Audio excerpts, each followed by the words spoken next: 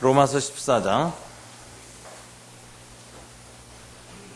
1절 말씀부터 12절까지 교독하겠습니다. 제가 먼저 읽습니다. 신약성경 258쪽입니다. 믿음이 연약한 자를 너희가 받되 그의 의견을 비판하지 말라.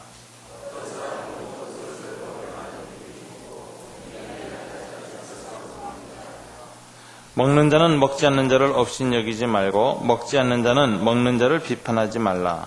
이는 하나님이 그를 받으셨음이라.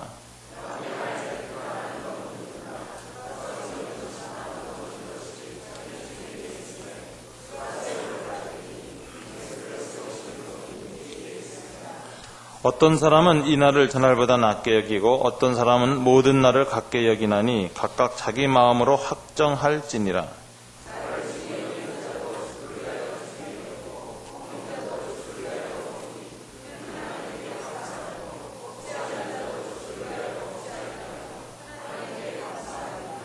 우리 중에 누구든지 자기를 위하여 사는 자가 없고 자기를 위하여 죽는 자도 없도다.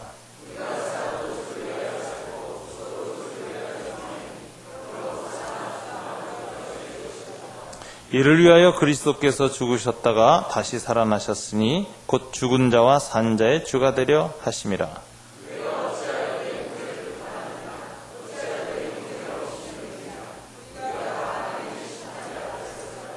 기록되었으되 주께서 이르시되 내가 살았노니 모든 무릎이 내게 꿇을 것이요 모든 혀가 하나님께 자백하리라 하였느니라. 이러므로 우리 각 사람이 자기 일을 하나님께 직고하리라. 아멘. 잠깐 기도하겠습니다. 하나님 아버지 감사합니다. 이 시간에 주님께서 저희와 함께 하셔서 저희들의 예배를 받아주시니 감사합니다. 경배와 찬양을 연락하신 주님, 우리의 간구와 기도에 귀를 기울여 주신 주님, 이 시간 저희들은 이제 주님 앞에서 말씀을 듣는 시간입니다. 시내산에서 이스라엘 백성에게 말씀을 주신 것처럼 이 시간 저희 믿음의 공동체들에게도 하나님의 말씀을 허락하여 주시옵소서. 성령께서 임재하시고 우리 마음에 거룩한 말씀의 빛비침을 허락하여 주시며 우리로 깨달음과 결단이 있게 도와주시기를 원합니다. 이 시간 말씀을 들고 선종을 궁일히 여겨주시고 오병이어를 드리는 마음으로 주님 앞에 준비된 말씀을 올립니다. 주님이 이 말씀을 붙잡으시고 축사하여 주시옵소서. 남는 것이 12광줄이나 되는 풍성함이 있기를 간절히 구합니다. 예수님 이름으로 기도드립니다. 아멘. 사람들이 모인 곳에는 공동체가 생깁니다. 인간은 사회적 동물이기 때문에 그렇습니다. 근데 이제 공동체가 생기면 거기는 항상 두 파가 생깁니다. 어느 공동체든지 변화를 거부하고 일관성과 지속성을 추구하는 그 보수적인 분들이 꼭 있고 어느 공동체든지 변화를 추구하는 분들이 있습니다. 그래서 이 양쪽의 이 보수적인 분과 이 개혁적인 분들이 한 20%씩 있다 그래요. 항상. 그래서 이제 100명이라 한 20분은 아주 개혁적인 분에 속하고 또 20분은 아주 보수적인 분에 속합니다. 그리고 또 한 20분이 양쪽에 또 있는데 약간 중간적인 분들이 이제 중도적인, 그러니까 이제 보수적이지만 극단적이거나 아주 강하진 않고 대체로 보수적인 분 또한 20% 되고 대체로 개혁적인 분이 또 20% 있습니다. 그래서 약 40% 정도가 이제 입장이 좀 서로 다른 사람들입니다. 가운데가 이제 20%가 중도적인 사람들입니다. 이 사람들은 개혁에서도 취할 게 있고 보수적인 것도 취할 것이 있다라고 하면서 양쪽을 넘나드는 이런 사람들이 있습니다. 이 둘 사이에는 항상 긴장이 있고 갈등, 또 때로는 비판과 판단이 서로 있게 마련입니다. 근데 이제 어떤 공동체가 건강한 공동체냐면은 이 두 극단이 커지고 두 극단이 강해지는 건 굉장히 위험한 공동체입니다. 바람직하지 않습니다. 이 건강한 공동체는 다양한 스펙트럼이 있어야 되고 양 극단을 최소화시키는 그런 있어야 됩니다. 그리고 서로를 중재시키고 서로 공존하고 서로 인정하고 대화하는 이런 소통의 지도력이 있고, 그것으로 말미암아 이 가운데에서 양쪽을 넘나들면서 생각하는 사람들의 폭이 많아져야지 건강한 공동체가 되는 법입니다. 예수님 당시나 이런 양쪽의 극단적인 사람들이 마주치면 거기에는 희생자가 있고 거기엔 싸움이 일어나고 승패가 갈리는 법입니다. 예수님 당시에도 그런 일이 있었고, 초대 로마 교회 내에도 거듭난 그리스도인들임에도 불구하고 그들의 문화적, 종교적 배경에 따라 이런 양쪽의 사람들은 항상 있었습니다. 오늘 본문에 보면 당시 로마 교회에도 두 종류의 그리스도인들이 있었다라는 것을 알 수가 있습니다. 그런데 사도 바울은 오늘 우리에게 아주 좋은 모범을 보여줍니다. 사도 바울은 어떤 입장을 갖고 있느냐? 이 두 공동체를 중재시키고 있습니다. 화해시키고 있습니다. 서로 대화하게 하고 있습니다. 서로 인정하게 하고 있습니다. 소통의 지도자요, 통합의 지도자의 이 모범을 오늘 본문에서 보여주고 있습니다. 오늘 우리는 이 본문을 통해서 당시 로마 교회 안에 있었던 갈등이 어떤 갈등이었는가 살펴볼 뿐만 아니라 이 갈등을 어떻게 사도 바울이 넘어가게 하고 있는가를 통하여서 오늘날 우리 교회와 우리 사회, 우리 민족 공동체 안에서 어떤 사람들이 일어나야 할 것이며 우리 그리스도인들은 어떤 자세를 갖고 살아가야 할 것인가를 배울 수 있다고 생각합니다. 첫째, 로마 교회 내 갈등을 좀 살펴보겠습니다. 이 로마 교회 내 다양한 갈등이 있었는데 이 갈등이 대체로 보니까 문화적, 종교적 갈등이었다라는 걸 볼 수가 있습니다. 이제 먼저 어떤 갈등이 있었느냐? 먹는 문제로 갈등이 있었습니다. 2절에 보면 어떤 사람은 모든 것을 먹을 만한 믿음이 있고 믿음이 연약한 자는 채소만 먹느니라, 이렇게 돼 있어요. 그러니까 이 2절에 보면 육식도 먹는 사람이 있었고 또 이 채식만 먹는 사람도 이렇게 있었다라는 거예요. 음식 때문에 취향이 다른 사람이 있었다라는 거예요. 근데 3절에 보면 채소도 먹고 육식도 먹는 자는 육식을 먹지 않는 자를 업신여기지 말고, 업신여겼다. 저 사람들은 왜 고기를 안 먹어? 하나님이 주신 이 좋은 고기를. 그러면서 업신여겼고, 먹지 않는 자는, 즉 이 고기를 먹지 않는 자는 먹는 자를 비판하지 말라, 비판했습니다. 왜냐하면 이 당시 이 음식이, 고기가 주로 어디서 나왔느냐?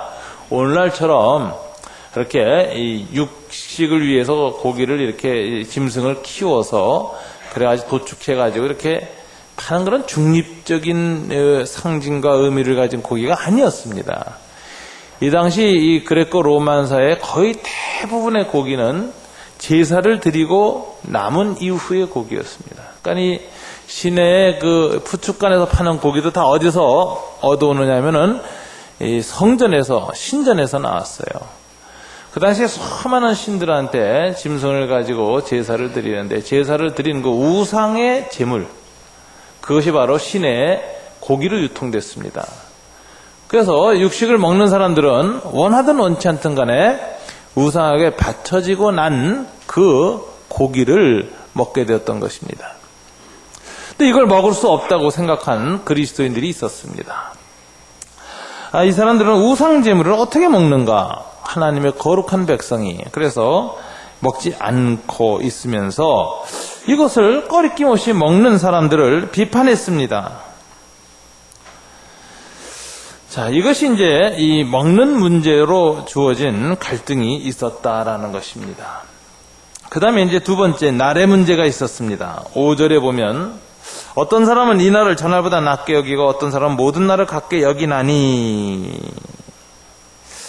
그리고 또 6절에 보면 날을 중히 여기는 자도 주를 위하여 중히 여기고, 뭐 이런 말이 나오는 거 보니까 이 날을 전날보다 낮게 여겼다라는 말이 있는데 이것도 문화적이고 종교적인 것입니다. 여러분, 요즘 이사 다닐 때 보면 손 없는 날 찾아가지고 이사를 많이 해요. 근데 이거 그리스도인들도 거기 낍니다. 왜? 이사 들어온 사람이 안 믿는 사람이라서 그날 들어오겠다는 거예요. 나가는 사람도 안 믿는 사람이 있어서 손 없는 날 나가겠다는 거예요. 그래서 날짜 중에 귀신의 재앙이 없는 날, 이게 손 없는 날입니다. 손에 안 보는 날이죠. 그날에는 다른 날에 이사 갔다간 귀신의 이 심통이 일어나가지고 함부로 물건 옮기고 집 옮기다가는 귀신이 말이죠, 재앙을 준다. 이렇게 해가지고 손 없는 날을 택하는데, 뭐 끄트머리 굿자 붙은 날이 손 없는 날이다 그러는데, 제가 보기에 좀 틀린 것 같아요. 요즘 다 양력으로 굿자 찾더라고요. 근데 옛날엔 다 그 음력으로 굿자 찾았습니다. 그러니까 정말 손 없는 날 찾으면 음력으로 굿자 있는 날 찾아서 가야 되는데, 양력을 하니까 요즘 귀신들도 아마 달력을 바꾼 것 같습니다. 하여튼 이 손 없는 날 찾아서 이렇게 가는데, 예수 믿는 사람도 그거 낄 수밖에 없어요. 이게 이제 나를 어느 날보다 더 특별한 미신적인 의미를 두고 귀히 여기는 태도입니다. 또 이제 이사하면서 보다 보면 이제 연세 드신 분들은 이제 이사 간 다음에 방향을 또 중요시 여기는 분들이 있어요. 방향을. 그래서 잠자리에 있어서 머리를 절대로 북쪽으로 두지 않는다. 뭐 이런 분들이 있어요. 북망산. 그건 이제 장례 나서 시체 두는 자리다. 그죠? 내가 일찍 죽을 일이 있냐? 북쪽에다 머리를 두게. 그리고 또 이제 이 잠자리 위치를 이리저리 바꾸는 분들도 다 있습니다. 뭐 이런 것들이 이제 이 날을 전화보다 귀히 여기고라는 뭐 이런 태도인데, 로마 교회는 우리 한국 사람처럼 이 어떤 무슨 풍수지리나 어떤 귀신에 대한 이런 문화보다는 유대교에서 예수 믿은 유대 크리스찬들, 이 사람들이 율법주의적 관점에서 나를 귀히 여겼어요. 자, 이 유대인들은 어느 날을 다른 날보다 더 거룩하고 귀한 날로 여겼습니까? 안식일이었습니다. 안식일. 이게 토요일 저녁부터 시작해서, 금요일 저녁부터 시작해서 토요일 저녁까지 이 안식일이에요. 이 날을 귀히 여겼어요.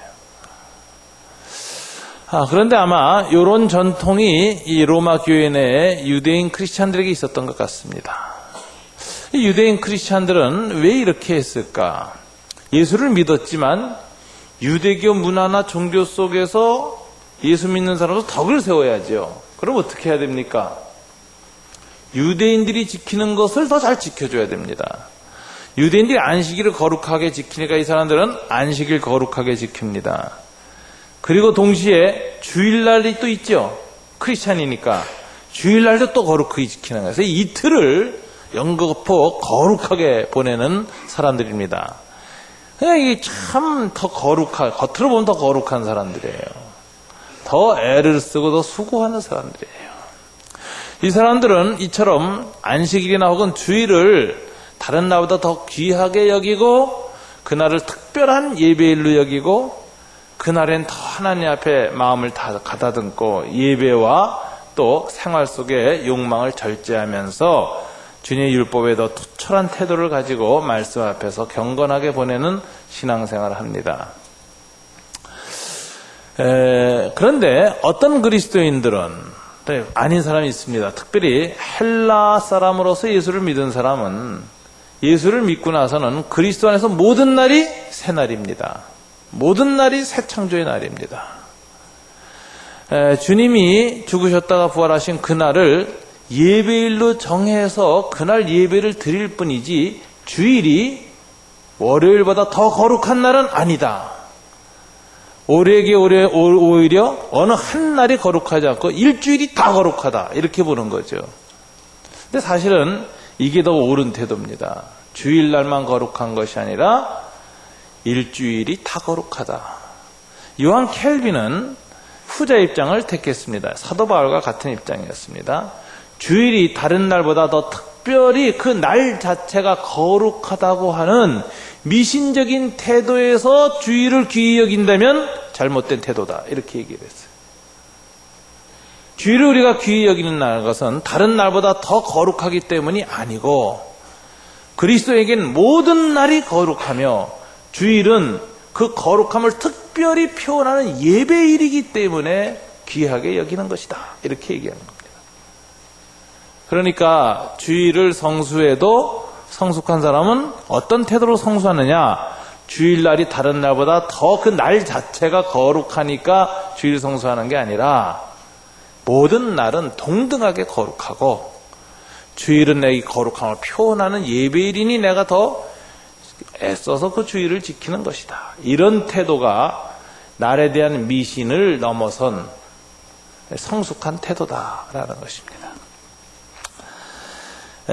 여러분, 이것이 말하자면 입장이 달라지는데, 이 안식일을 지키고 주일을 특별히 거룩하게 지켰던 유대계 크리스찬들이 보게 되면은 주일날을 더 특별하게 지키지 않는 이 헬라파 크리스찬들이 못마땅한 겁니다.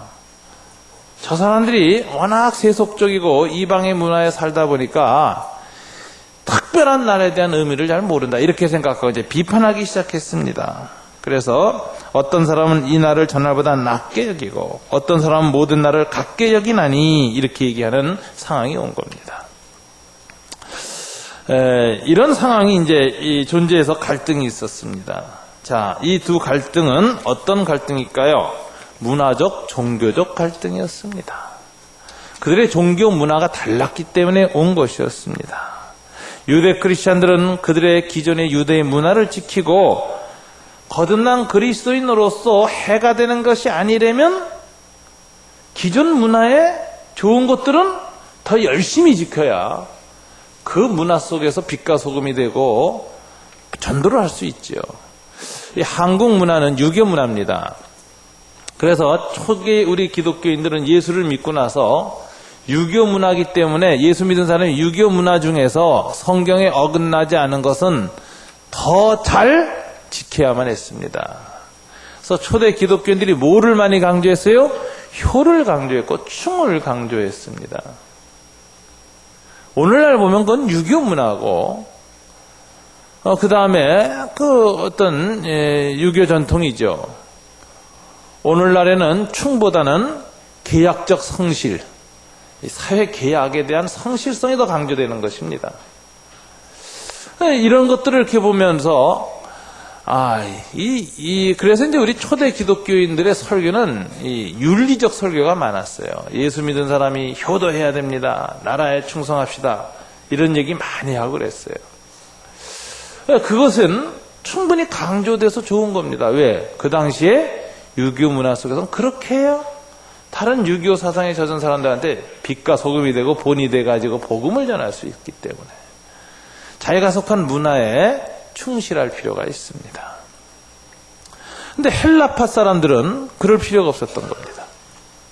헬라파 사람들은 그 예수를 믿고 나니까 우상은 쓸데없는 것이고 허무한 것이라는 걸 깨닫게 됐어요. 우상을 신이라고 섬겼던 건 잘못된 거라는 걸 깨끗하게 알았어요. 그건 하나님이 주신 물질이고 하나님이 주신 창조하신 자연세계인데 해와 달을 신으로 섬겼고 산과 나무를 신으로 섬기고 강을 신으로 섬긴 게 잘못된 것이다 라고 생각했습니다. 하나님이 창조한 피조 세계를 우리가 마음껏 다스리고 누려야 한다고 생각을 했습니다. 그래서 모든 것을 믿음으로만 하면 우상에게 바쳐진 소라 할지라도 우상이 있다고 믿는 사람한테는 우상에게 바쳐진 소가 마음에 꺼리끼지만 우상이 어디 있어? 그리고 다 몰라서 그러는 거야. 그러니까 우상에게 바쳐진 소라 할지라도 하나님 감사합니다. 다른 사람들은 이거 하나님 몰라서 다른 신한테 바치고 이러는데 우리는 이거 하나님 주신 양식이니 감사합니다 하고 먹으면 아무 문제가 없다라고 믿음으로 받아들여서 영적으로 자유롭게 문화와 율법으로부터 자유롭게 먹는 사람들이 있었습니다. 그런데 유대인들이 예수 믿고 나서도 여러 가지 그들의 종교적 음식과 날에 대해서 자유롭게 살지 못하는 것을 이 사람은 오히려 비판했습니다. 그래서 14절에 그의 의견을 비판하지 말라 했는데 이 먹지 못하는 사람들, 자유롭지 못한 유대 크리스찬들을 이방인 그리스도인들은 비판했고 심지어는 3절과 10절에 보면 업신여기지 말고 어찌하여 내 형제를 업신여기느냐 이런 표현이 나오는 거 보니까 업신여기는 태도가 쌍방간에 생긴 걸 볼 수가 있습니다. 그래서 로마 교회는 이런 종교 문화적인 차이를 서로 받아들이지 못하고 서로 비판하고 서로 판단하고 서로 업신여기기까지 하여서 교회가 은근히 분열 내지 갈등의 양상을 띠고 있었습니다. 조짐이 보인 거죠.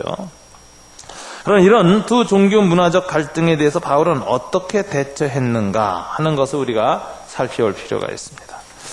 첫째, 이 사도 바울의 놀라운 점은 이것을 종교 문화적 문제로 보지 않고 믿음의 문제로 파악하고 분석했다는 사실입니다. 여러분, 분석이 중요합니다.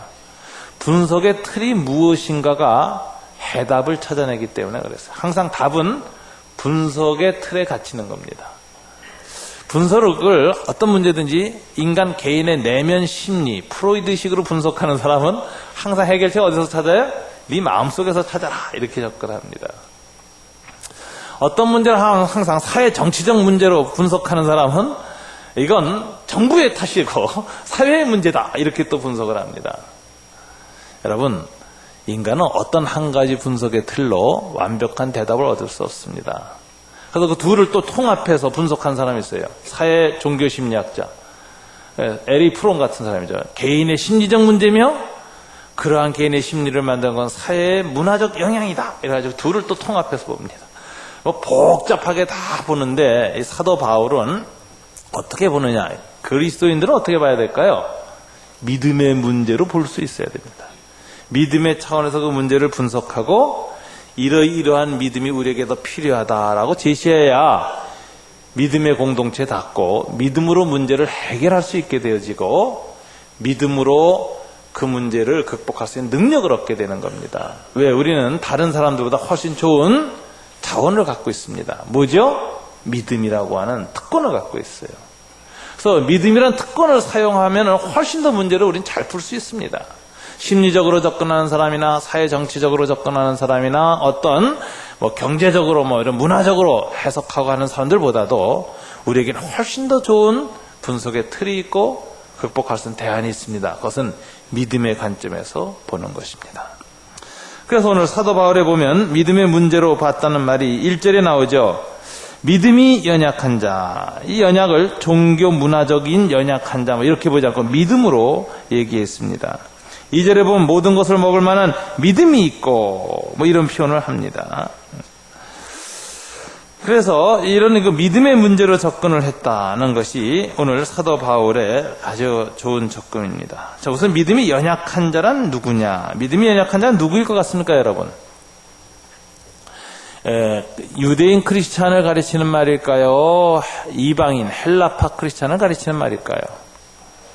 놀랍게도 유대인 크리스찬을 가리치는 말이 믿음이 연약한 자입니다. 믿음이 연약한 자는 어떤 사람이냐? 음식과 나를 가리는 자예요. 유대 크리스찬입니다. 이 사람은 문화 종교적인 정서에 사로잡혀 있어요. 정서에. 그래서 다른 사람 판단하고 업신여깁니다. 반면에 믿음이 강한 자는 누구냐? 이방인 크리스찬입니다. 사도 바울은 이 사람들은 뭐냐? 날과 음식에서 자유로운 자입니다. 마음대로 먹고 날의 미신에서 벗어나 있어요. 근데 왜 이 사람을 믿음이 강한 자라고 했을까? 2절에 우리가 가만히 살펴보면 이 사람은 이성과 논리에 강한 자이기 때문에 그렇습니다. 특별히 로마서에서 강조되는 건 믿음으로 구원 얻는 것입니다. 율법이나 종교로 구원 얻는 게 아닙니다. 믿음으로, 오직 믿음으로 구원 얻고 나서 보니까 어떤 종교적, 문화적, 율법적 전통에 충실하려는 것이 구원받는 데 중요하지 않다는 걸 깨달은 겁니다. 그래서 믿음이 강해질수록 율법으로부터 자유로워집니다. 믿음이 강해질수록 과거의 전통으로부터 자유로워집니다. 믿음이 강해질수록 과거의 문화로부터 자유를 누립니다. 그래서 믿음이 강해지니까 우상제물이 무슨 우상제물이냐? 다 만물에 하나님이 주신 창조 물질이니까 우리가 마음껏 감사하고 먹으면 된다. 그래서 다른 사람이 제사 음식, 고사진의 떡 갖고 와도 온 식구가 둘러앉아 하나님 감사합니다. 날마다 우리에게 먹을 것을 이려갈 양식을 주시는 감사합니다 하나님. 그래서 노래 부르고 다 같이 먹는 거예요. 이게 믿음이 강한 자인데 믿음이 약한 사람은 혹시 귀신이 이 떡 속에 역사하지 않을까?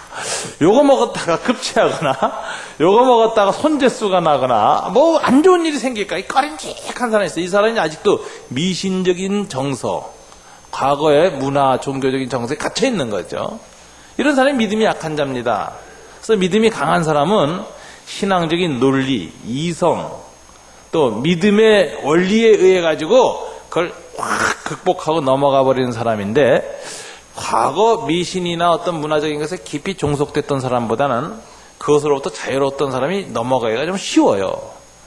그래서 믿음이 똑같아도 이런 종교적 율법 구속에서부터 쉽게 벗어난 사람들이 헬라파 그리스도인들이고, 이 사람은 자기네들의 신앙 논리, 믿음의 도리에 의해 가지고 자꾸 날과 음식을 지키고 꺼리게 하는 이 유대 크리스찬들을 참 믿음이 참 부족하다. 어떻게 믿는다고 하면서 자꾸 옛날에 저런 율법, 옛날에 종교적 습관, 옛날에 보이지 않는 관행에 자꾸 묶이는가? 여기에 대해서 이제 비판을 하게 되는 것입니다. 그래서 믿음이 연약한 자, 믿음이 강한 자라는 표현이 오늘 본문에 나오는데, 믿음이 강한 자가 누구라고요? 헬라파 크리스찬. 믿음이 약한 자는 유대교 크리스찬, 유대인 크리스찬입니다. 이렇게 둘이 좀 다릅니다. 한마디로 믿음이 강한 자는 이성이 강한 자예요. 믿음이 약한 자는 정서가 강한 자, 정서. 그래서 그 사람 생각하고 행동하는 게 과거의 전통, 종교 문화적 정서에 갇혀서 자꾸 생각하는 겁니다. 그래서 여기에 묶일 필요가 없다는 거 알면서도 이상하게 정서적으로 쉽게 못 벗어나는 사람, 이런 사람이 이제 믿음이 연약한 사람입니다. 믿음이 강한 사람은 머릿속으로 정돈만 딱 되면 정서에 상관없이 하고 그냥 나와버리는 거예요. 그러니까 이 정서를 쉽게 넘어가죠. 이제 이런 사람들은 과거의 정서에 자꾸 매여있는 사람들한테 상처 주기가 쉬워요.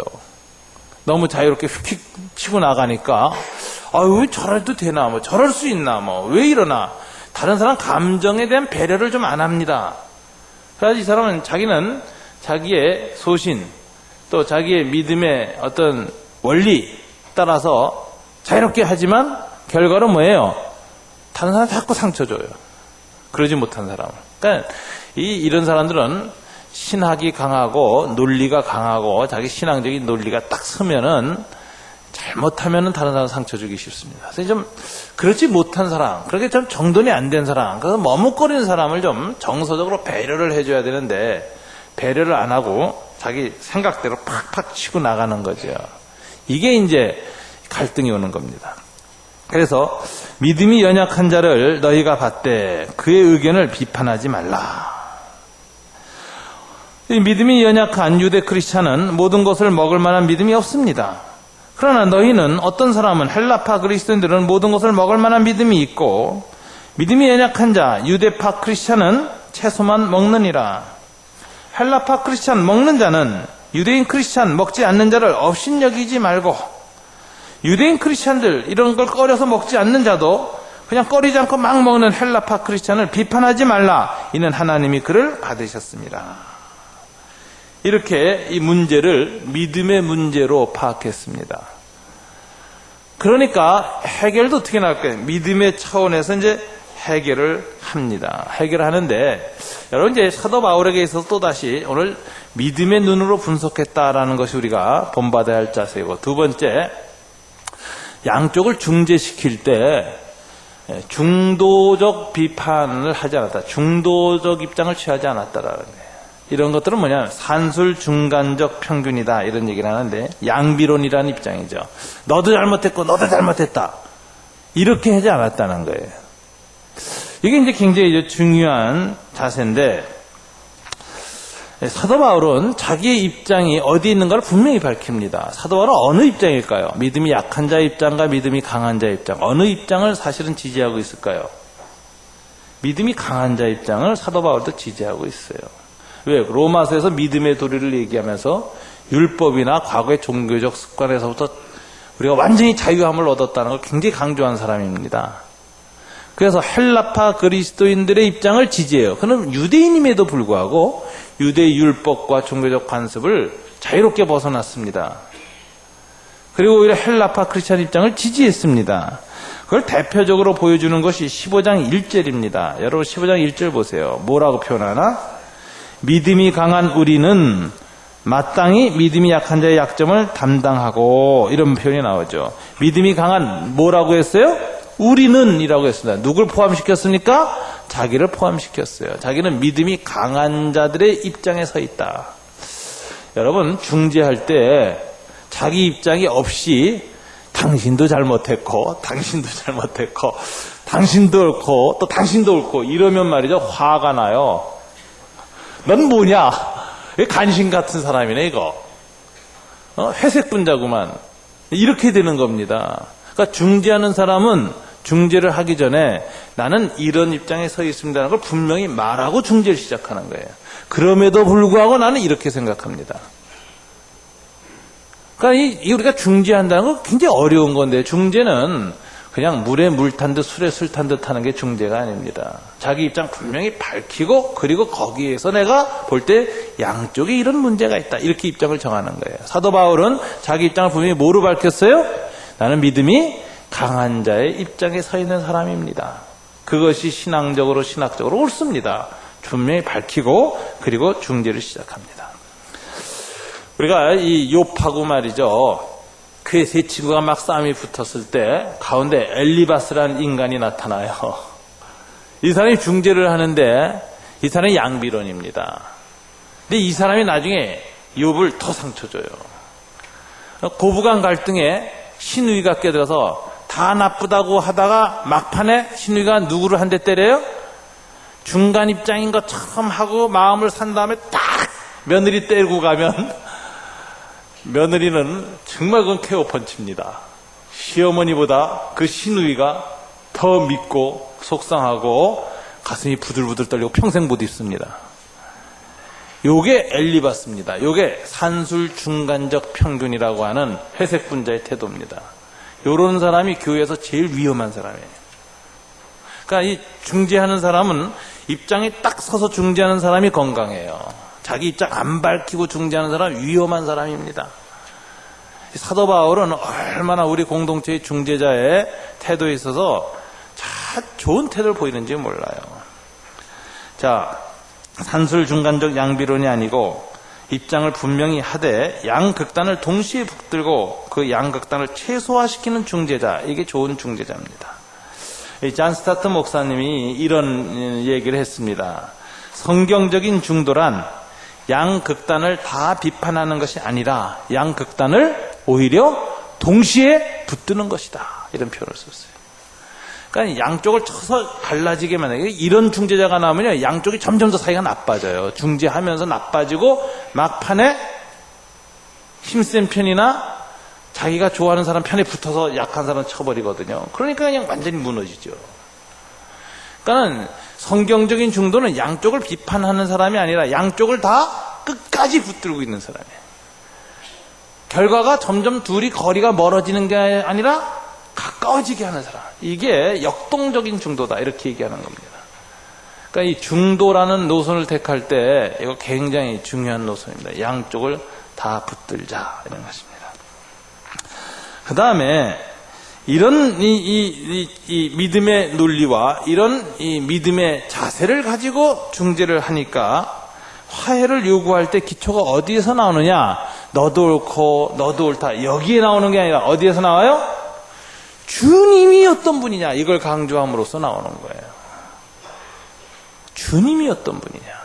그래서 예수님에 대한 이 태도, 믿음의 태도를 다시 근본을 다지면서 참다운 통합의 길을 열어가는 것입니다. 이게 주대심이 이제 오늘 본문에 보면은, 자, 주대심을 강조하는데 3절에서 첫째 나옵니다. 주대심의 첫 번째, 먹는 자는 먹지 않는 자를 업신여기지 말고 먹지 않는 자는 먹는 자를 비판하지 말라. 이는 하나님이 그를 받으셨습니다. 왜 비판하지 말고 상대방을 수용하고 포용하라 그럽니까? 하나님이 받으셨으니까. 저 사람이 유대인 크리스찬이고 유대의 문화에 아직도 붙들려 있고 정서적으로 벗어나지 못하고 그 바운더리 안에서 행동하지만 그 상태로 하나님 받으셨다, 이게. 그 상태로 예수님 십자가에 죽으셨다, 이게. 근데 왜 네가 못 받고 그 사람을 자꾸 거절하느냐 하는 거죠. 저 사람은 유대 전통과 율법도 모르고 이방 문화 속에서 자유롭게 살다가 예수 믿어서 너하고는 좀 다르게 지나치게 자유롭다고 여겨지고 규범이 없는 사람처럼 보이고 너무 무질서하게 여겨지고 하지만 그 사람 비판하거나 업신여기지 말라. 왜? 그 부족한 상태 속에서 하나님이 받았다. 주님이 용납하셨다는 걸 강조하는 겁니다. 그러니까 주님이 용납한 사람을 내가 용납해야 됩니다. 나하고 기질이 다르고 스타일이 다르고 문화가 다르고 생각이 다르다고 자꾸 비판하고 멀리하려고 하지 말고 그런 사람들을 자꾸 용납하라. 이게 강조되는 거죠. 그 다음에 4절에 보면 하나님이 세우셨다라는 것을 받아들여라는 겁니다. 4절 보세요. 다 같이 읽어볼까요? 남의 하인을 비판하는 너는 누구냐? 그가 서 있는 것이나 넘어지는 것이 자기 주인에게 있음에 그가 세움을 받으리니 이는 그를 세우시는 권능이 주께 있음이라. 저 사람이 하나님의 종이라고 여긴다면 그 사람을 그런 식으로 세우는 건 하나님이 하시는 거고 하나님의 권능이에요. 그 사람을 유대인 크리스찬으로 세운 것은 유대인들을 구원하게 하려고 그렇게 세우신 거예요. 그 사람을 이방인 크리스찬으로 세운 것은 이방인들을 구원하려고 그렇게 세우신 거야. 하나님이 그렇게 세우셨는데 왜 네가 왜 그쪽에 가서 서 있느냐, 왜 그쪽에 가서 서 있느냐라고 비판하느냐 이거예요. 그거를 받아들여라. 하나님이 받으셨다는 걸 인정하고 하나님이 세우셨다는 걸 인정하라. 더 나아가서 세 번째는 하나님의 것이다라는 것을 인정하라. 이런 얘기가 납니다. 여러분 5절부터 8절까지 다 같이 9절까지 읽겠습니다. 어떤 사람은 이 날을 저날보다 낮게 여기고 어떤 사람은 모든 날을 같게 여기나니 각각 자기 마음으로 확정할지니라. 나를 중히 여기는 자도 주를 위하여 중히 여기고 먹는 자도 주를 위하여 먹으니 이는 하나님께 감사하며 먹지 않는 자도 주를 위하여 먹지 아니하며 하나님께 감사하느니라. 우리 중에 누구든지 자기를 위하여 사는 자가 없고 자기를 위하여 죽는 자도 없도다. 우리가 살아도 주를 위하여 살고 죽어도 주를 위하여 죽나니 그러므로 사나 죽으나 우리가 주의 것이로다. 이를 위해서 그리스도께서 죽으셨다가 다시 살아나셨으니 곧 죽은 자와 산 자의 주가 되려 하심이라. 여기서 강조되는 게 뭡니까? 로드십입니다. 주님의 것. 여기 하나님이라는 표현 대신에 이제는 무슨 표현이 주로 나와요? 주라는 표현이 나와요. 로드. 하나님은 하나님의 초월성을 강조하지만 로드는 하나님의 통치권을 강조하는 겁니다. 하나님이 세우시고 이제는 다스리신다 이게 주님이시다 이게 나를 통치하신다. 우린 다 주님의 통치를 받는 사람들이다. 그러므로 다른 사람들이 다 입장과 특색이 달라도 중심에서 주를 위하여 나를 중히 여기고 주를 위하여 먹는 것을 자유롭게 먹고 주를 위하여 또 먹지 않는다 하면 이 모든 것이 하나님께 우리가 감사해야 될 것이고 우리가 주님의 것이나 그것을 받아들여야 된다. 주님을 위한다는 동기에서 하는 것이라면 설사 나를 지키든 음식을 가려 먹든 또는 그것을 자유롭게 하든 상관없이 서로 인정하라. 그래서 여기에서 자유를 선포하는데 5절입니다. 마지막 절이 어떻게 되어 있어요? 각각 자기 마음으로 확정할지니라. 주님을 위한다는 전제하에서 신앙 양심으로 자기가 난 이렇게 살겠다고 결정했으면 그대로 살아라 이거예요. 확정해라. 거기에 대해서 아무도 서로 판단하지 마라. 서로 비판하지 말고 신앙 양심의 자유 안에서 스스로 자기의 삶의 방식을 확정하되 그것을 비판하지 말고 서로의 자유로 인정하고 신앙 양심의 표현으로 존중하라라는 것입니다. 존중하라. 그러니까 교회는 뭐예요? 삶의 다양성이 있어야지 건강한 교회입니다. 여러분, 나쁜 교회의 특징이 뭔지 아세요? 획일성입니다. 획일성. 그래서 형태가 강조되는 거예요. 프리덤을 상실하는 교회. 그래서 좋은 교회는 뭡니까? 형태, 폼에서 어디로 가요? 프리덤, 자유로 가는 교회. F자죠. F에서 F로. 폼에서 프리덤으로. 자유가 인정돼야 돼요. 개인의 신앙의 양심의 자유와 그 다양성을 인정해줘야 돼요. 그래서 교회는 무지개 같은 공동체가 되어야 됩니다. 레인보우 공동체가 되어야 돼요. 다 주님을 위하고 주님을 위하는 동기에서 각각 자기 삶의 양식을 자기 형편, 처지, 문화, 정서, 자기 가정교육, 자기 내면 심리적인 어떤 특성 이런 게 따라서 각각 정하고 마음에 확정하고 삶으면 그거 갖고 자꾸 붙들고 흔들지 말라는 거예요. 왜 내 쪽으로 오라고 땡기지 말라는 거예요. 당신은 당신 방식으로 당신의 신앙 양심이 그렇다면 오케이. 좋습니다. 사십시오. 아름답습니다. 그래서 주님의 이 화단에는 백약백초가 피어야 되는 겁니다. 아름답게. 하나님 세상 그렇게 만드셨어요. 다양한 기질, 다양한 은사, 다양한 달란트, 다양한 특성에 따라서 라이프 스타일, 삶의 양식, 크리스찬의 삶의 방식도 자유롭게 각각 확정하라. 그리고 그것을 인정하라. 그것을 비판하지 말라. 이렇게 됐습니다. 그리고 이제 마지막으로 구체적인 교훈을 줍니다. 이것은 금지 명령입니다. 금지 명령이라는 건 뭐예요? 최소한의 윤리예요. 여러분 성경에 뭐뭐 하지 말라는 금지 명령이 나오면 인상 막 찌푸린 사람이 있어요. 이제 어렸을 때부터 너무나 뭐뭐 하지 말라고 두들겨 맞고 자라는 사람은 이 뭐뭐 하지 말라는 소리가 지겨운 겁니다. 그래서 성경에도 보면 뭐뭐 하지 말라는 말만 나오면 막 인상 찌푸린 사람이 있어요. 아이고 성경도 이거 또 이렇게 뭐 금지 명령이 많냐. 아 정말 싫다 싫어 이런 사람들이 있어요. 근데 성경의 금지 명령을 잘 이해 못해서 그래요. 성경의 금지 명령은 무슨 얘기냐면은 자유의 명령입니다. 거꾸로 요것만 하지 말고 나머진 다 자유롭게 하라 이런 뜻이에요. 십계명도 요것만 하지 말고 나머진 다 자유롭게 하라. 이게 그래서 이 시내산의 십계명도 자유의 명령, 자유의 대헌장이에요. 수많은 율법이 있고 수많은 얽어매는 게 있지만 너희에게는 요것만 지켜라. 나머진 다 자유다. 노예 공동체에 그렇게 말했다. 애국에서 노예 살던 공동체다. 요것만 지키고 다 자유. 그래서 이 성경에 나오는 금지 명령은 우리를 얽어매는 명령이 아니라 자유의 명령이고 최소한의 윤리다라는 걸 우리가 이해해야 됩니다. 최소한의 윤리. 근데 성경에 나오는 금지 명령에 막 얼굴 찌푸리는 사람들이 있는데 그 이유는 뭐냐면 그 부모가 잘못해서 그래요.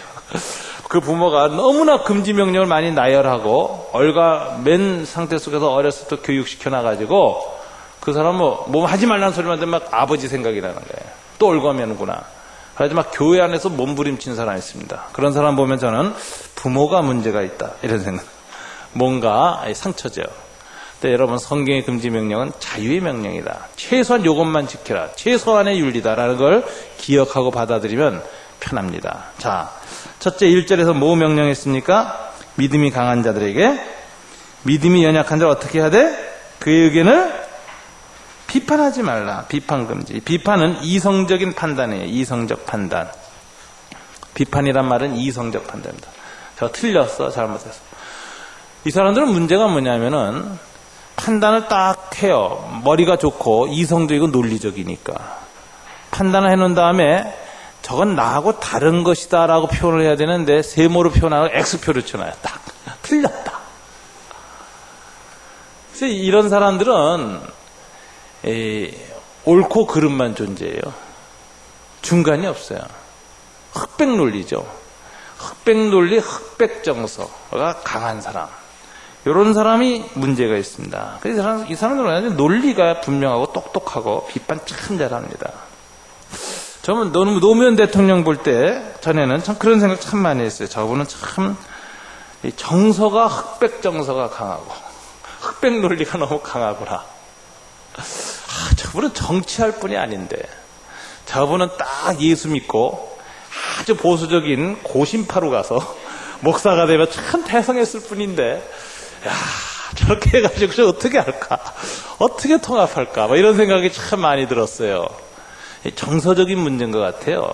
논리적인 문제이면서도 동시에 그럼 문화적인 문제고 이런 분들은 굉장히 판단하지 말라서 다르다고 얘기하지 틀렸다고 말하지 말라. 나하고 다르다. 이렇게 얘기해야 된다. 그 다음에 이 사람들의 문제점이 뭐냐면 또 업신여기는 겁니다. 비판만 한 게 아니라 업신여깁니다. 이게 3절에 나오죠. 먹는 자는 믿음이 강한 자죠. 먹지 않는 자를 업신여기지 말고 그냥 멸시해요. X표 치고 멸시해요. 그럼 기분 나쁘죠. 이런 사람들이 교회에 많으면 어떻게 될까요? 그 교회는 콩가루 집안 됩니다. 콩가루 교회 돼요. 집안에 이런 사람이 많으면 콩가루 집안 됩니다. 형제들이 다 똑똑해. 그래서 모일 때마다 칼 들고 나타나. 그럼 뭐 무슨 말만 나면 창창창창창 해요. 그리고 마지막엔 업신여기고 떠나. 이러면 집안 콩가루 집안 되는 겁니다. 이 논리나 자기 생각이 강한 사람들 조심해야 됩니다.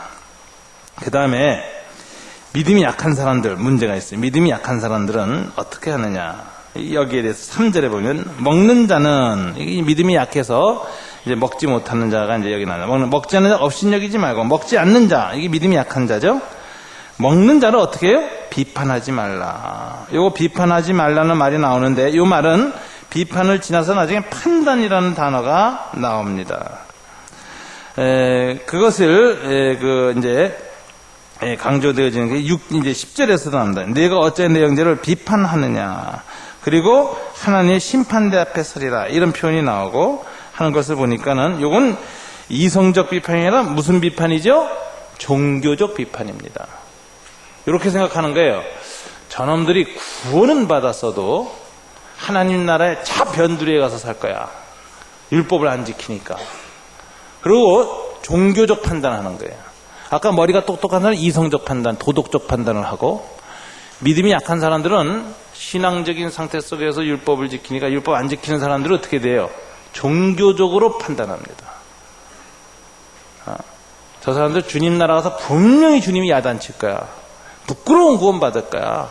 옷이 아주 더러울 거야. 이러면서 종교적 판단하는데 이게 이제 이 사람들의 문제점이죠. 자, 이렇게 비판과 판단이 서로 난무하면서 하는데 이 사람들도 똑같은 마음으로 멸시합니다. 업신여깁니다. 종교적으로 업신여깁니다. 에이그 천국 가서 저 뒤쪽에 살 놈들 이런 생각합니다. 여러분 예수 믿고 술 담배를 하는 사람들이 좀 있습니다. 뭐 건강 때문에 이런 것 때문에 절제하고 이제 이래야 되는데 죽을 때까지 못 끊는 사람이 있어요.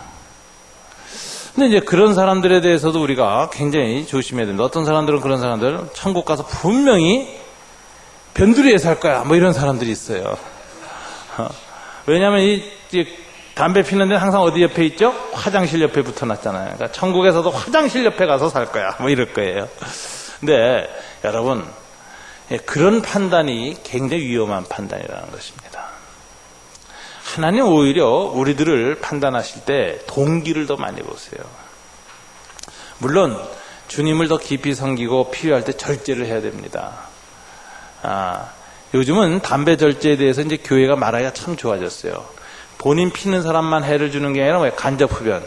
옆에서 이렇게 후 내뿜었을 때 그 받는 사람, 담배 핀 사람 애 이쁘다고 뽀뽀하면서 후 하면은 속에 들어갔던 가스가 담배 가스가 나는데 이게 더 나쁘대요.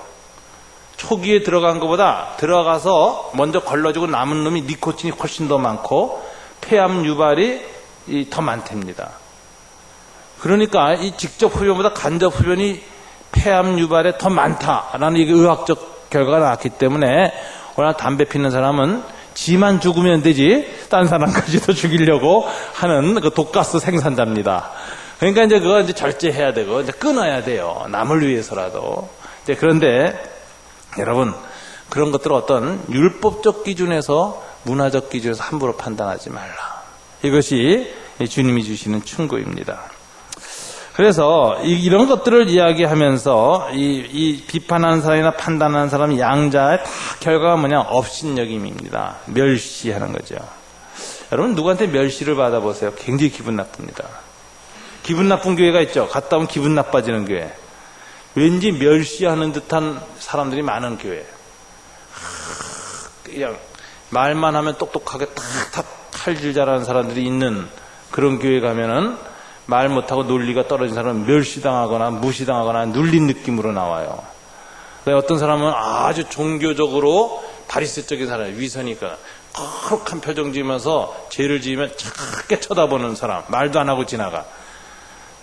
에이 더러운 놈들 이러고. 그런 사람들 많은 교회 갔다 오면 멸시받아가지고 사람들이 가고 싶지 않습니다. 오늘 주님께서 이 업신여긴 게 얼마나 큰 죄인가를 얘기하는데 여러분 10절, 11절, 11절을 보세요. 이게 무슨 죄인가? 다 같이 읽어볼까요? 내가 어찌하여 내 형제를 비판하느냐? 어찌하여 내 형제를 업신여기느냐? 우리가 다 하나님의 심판대 앞에 서리라. 기록되었으되 주께서 이르니 내가 살았노니 모든 무릎이 내게 꿇을 것이요 모든 혀가 하나님께 자백하리라 하였느니라. 이러므로 우리 각 사람이 자기 일을 하나님께 직고하리라. 자, 업신여기고 비판하고 판단하는 죄는 무슨 죄예요? 직고죄에 속합니다. 이건 남이 몰라요. 속으로 하니까 주로. 그런데 마지막 날 하나님 심판대 앞에 가서는 남을 업신여기고 비판하고 판단했던 그 죄를 속으로 했던 게 다 고백하게 돼 있다. 그래서 여러분 천국 가면 놀랄 일이 있어요. 이야, 나한테 저렇게 겉으로는 따뜻하게 됐던 사람이 속으로 그렇게 많이 나를 판단하고 비판하고 업신여겼단 말인가 막 깜짝 놀랄 만한 사람이 있어요. 그 나라가 사랑이 충만한 나라라서 그것을 금방금방 씻어낼 수 있기 때문에 다행이지, 그렇지 않으면은 천국 가서 더 원수 될 사람이 굉장히 많습니다. 배신감에 떨면서. 이게 이제 직고죄예요. 그러니까 우리가 하나님 앞에 가서 이제 직고죄를 좀 안 범하고 직고할 것 좀 없이 살려면 평소에 비판하지 맙시다. 평소에 판단하지 맙시다. 평소에 업신여기지 말자라는 거예요.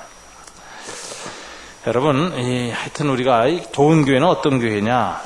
하나님 앞에서 공동체에서 우리 그리스도인들이 최소한의 윤리를 갖자. 비판하지 말고 판단하지 않고 멸시하지 않는, 이거 뭐 최소화하려고 노력하는 것입니다. 특별히 비판과 판단과 멸시 누가 하기 쉬우냐? 목사가 하기 쉬워요, 교회에서는. 목사라는 게 계속 판단을 요구받아요. 누가 와서 계속 목사님 이거 어떻게 생각하십니까? 그래요. 근데 거기에 대답해서 꼭 사고 나요. 저는 우리 목사님이 이랬대 그러고 가가지고 딴 사람 치고 있어요. 제 칼 들고 가서. 이야, 그래서 저는 무슨 판단해주기 참 어렵습니다. 또 어떤 사람은 또 와서 누가 이러는데 목사님 어떻게 생각해요? 그거 판단해주기 어려워요. 제 판단이 있어요, 저도. 근데 말하면 그게 칼이 돼서 돌아다니니까 판단 안 해줍니다. 저는 웬만하면 대답을 안 해줘요. 그래서 굉장히 힘든 사람도 있어요. 힘든 사람. 목사님 왜 내 말에 대답 안 하냐 그래가지고 날 무시하냐 이런 사람한테 대답 안 해준다고. 근데 저는 대답해주기가 겁이 납니다. 왜? 엉뚱하게 누가 내 이름 가지고 칼을 써대니까. 그래서 목회자는 비판, 판단 혹은 멸시 이거 되도록이면 최소화하려고 노력해야 됩니다.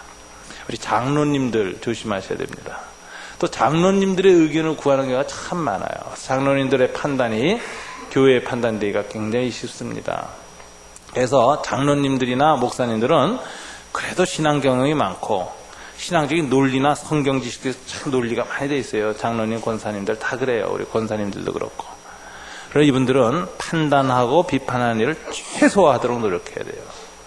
그 노력하지 않으면 그분들이 교회의 이제 분란의 원인이 됩니다. 누가 그런 얘기를 하더라고요. 머리가 빠르고 게다가 입까지 빠른 사람은 조심하라. 이런 표현이에요. 둘 중에 하나가 느려야 돼. 머리가 느리든지 입이 느리든지.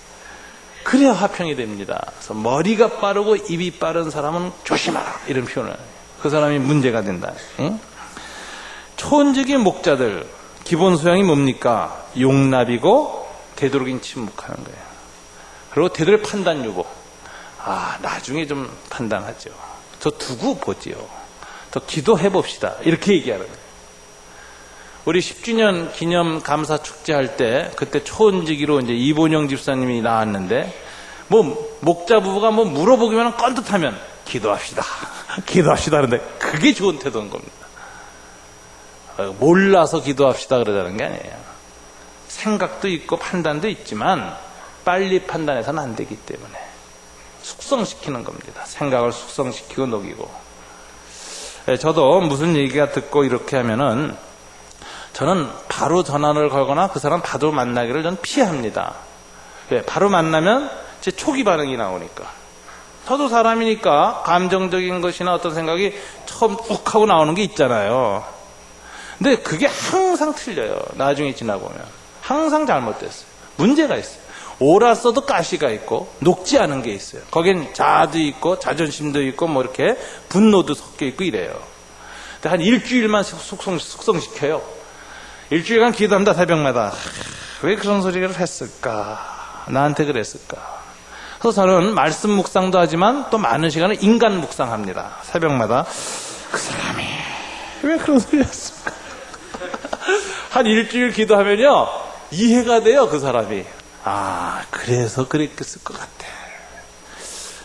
그러면서 또 내가 왜 어떤 행동을 했기에 나한테 그런 반응이 왔을까? 나를 돌이켜보게 되고.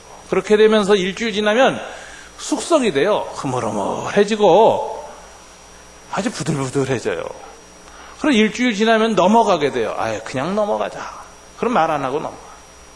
근데 일주일 지나서 요거는 그냥 말은 해야 되겠다 싶으면 좀 더 기도하다가 이제 하나님 앞에서 말해야 될 때다. 이제 여기 꽉 찼을 때, 그리고 마음의 분노도 감정도 이런 거 좀 다 사라졌을 때, 그리고 좀 내가 편해졌을 때, 그리고 제일 중요한 원리가 있습니다.